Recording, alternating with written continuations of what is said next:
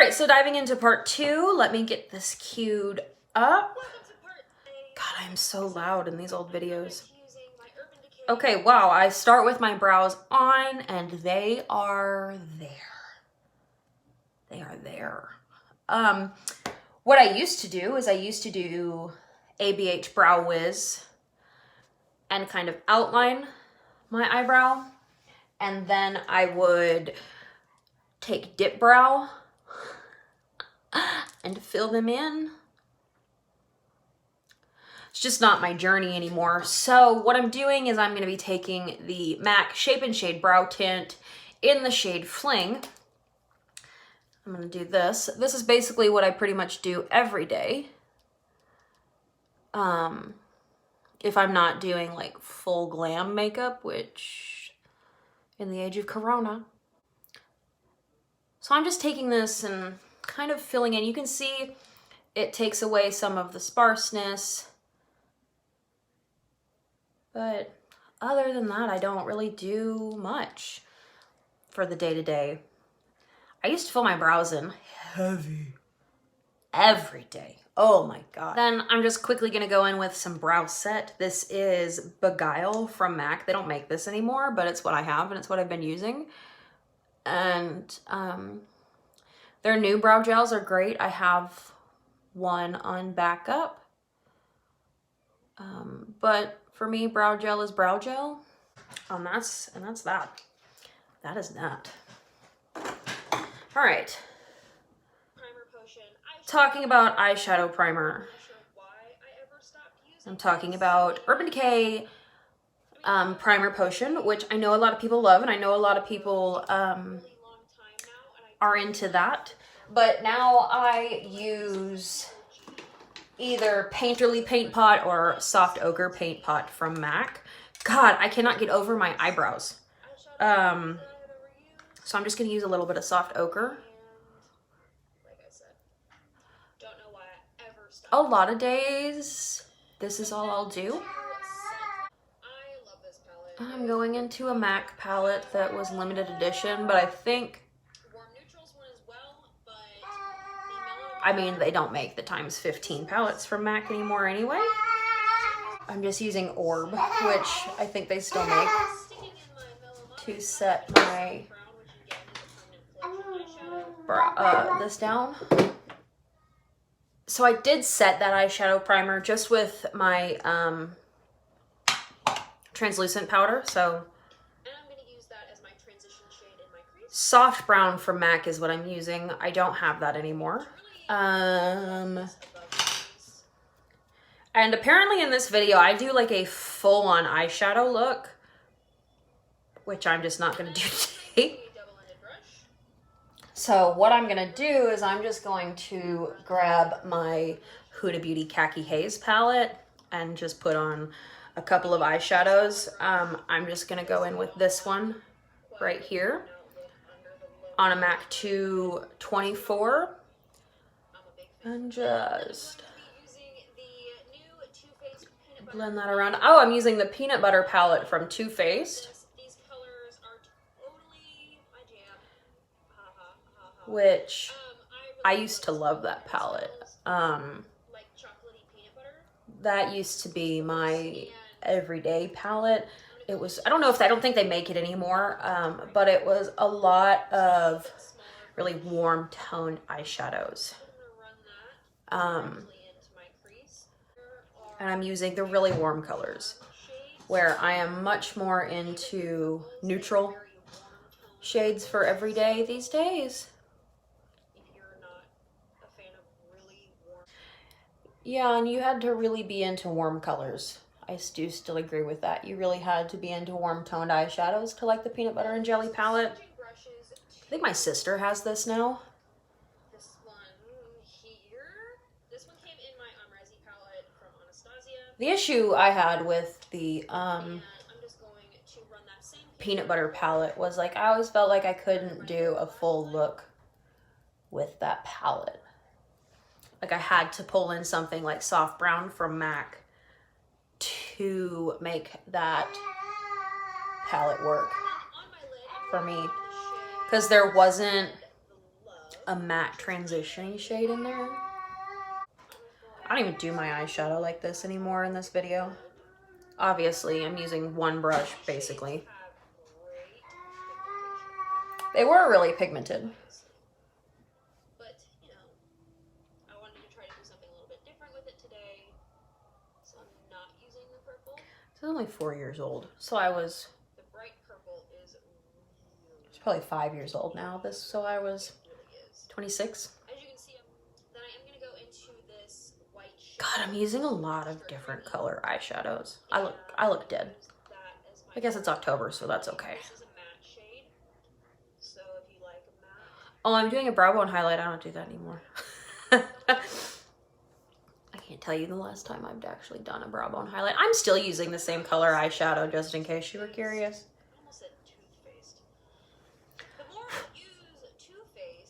I'm gonna go in with some of this really dark matte brown on the same brush. I actually hate Too Faced eyeshadows now. I don't think they're anywhere near the quality of other eyeshadows I have. Like something like this is way better quality. But they honestly just blend. Chocolate bar palette, after a while, I felt like everything just looked muddy. The brush that I used to apply peanut butter, my transition shade and my crease shades, just making sure that all of that is blended together. I was really into a lot of different eyeshadows back then. And then I'm going to go in with a little bit of a smaller fluffy brush and the darkest About You. God, I'm still going with the eyeshadow here. I think I've used like 8 different color eyeshadows. I look even more sick. That's fine. Still going with this eyeshadow. So I'm picking up yet another palette, which I guess is the times we live in, I guess. That's all everybody has is palettes, but to be honest, I don't have patience for that anymore. I just use one palette or a couple of single eyeshadows and move on with my day. Like, I'm done with my eyeshadow and I still am going. But I do this trick still sometimes where I take a small angle brush or a pencil brush and just tap a dark shadow into the roots of my lash line. And it makes the lashes look fuller, but honestly, I just put mascara on now. I don't do this very often anymore. I just put mascara on.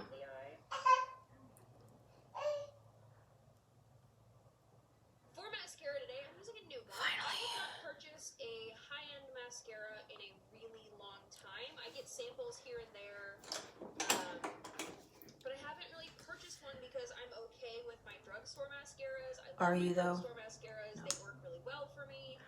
Not the same. Super intrigued by the It Cosmetics. I bought the It Cosmetics Superhero Mascara, used it once, loved it, used it again, was super disappointed. That's what's up with that. Yes, it was similar to Zoom Fast Lash, but MAC discontinued Zoom Fast Lash. Right now I'm using the Pat McGrath Labs Fetishize Mascara. This is really nice. I like this a lot.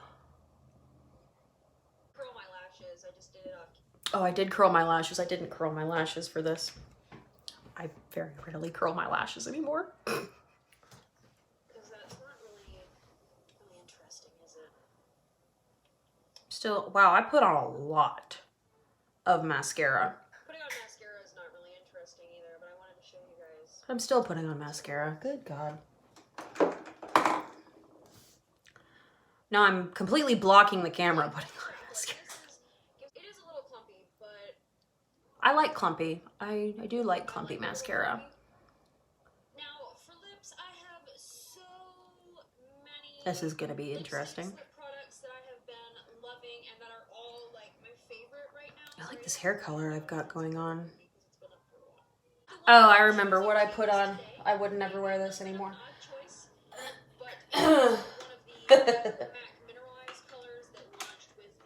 This was new when I was into it, and it was ionized, which was a limited edition color. It it was cool. It was kind of sheer. I liked it a lot. I wore it a lot. Would I wear it now? No. So I'm gonna use Absolutely It from MAC, which they don't make anymore, but it's still my favorite. So here we go.